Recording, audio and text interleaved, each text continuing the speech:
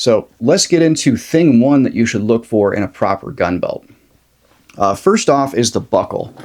You want to select a gun belt that has a really good, solid buckle that's not going to break. On our Gunbelt 01, our buckle is actually forged steel. So that's a very, very tough buckle. Very, very tough. It's not going to snap or break over time. It's just going to stand up to a lot of harsh use. So that is one thing to definitely look for. A style buckle with a roller on it is also handy when you're cinching down that belt, when you're kind of getting it ready for the day. That roller just really helps the material slide through that buckle and get into place so that you can lock it in. And this is more of a traditional buckle.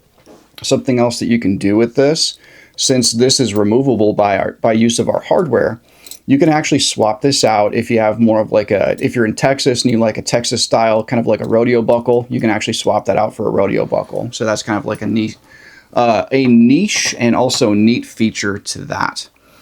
Over here, this has a slightly different buckle. So this is our Cobra gun belt. So what we've done with the Cobra gun belt is we've taken the same 14-ounce steer hide leather, and you can actually tell that this is legit my personal carry belt. Same with this one, how it's taken the shape of my hips. And I'll talk about that a little bit here when it comes to flexibility.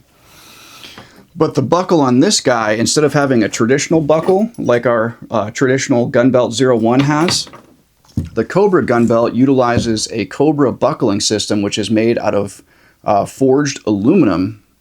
And you just put those two ends together and you push them together and they just click into place.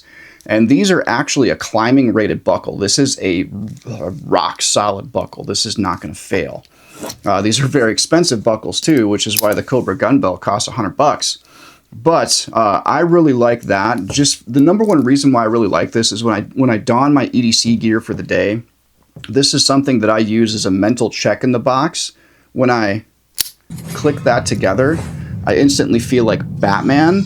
And that's like a mental check for me. All right, I'm going from condition white to condition yellow, according to Colonel Jeff Cooper's color codes of mindset.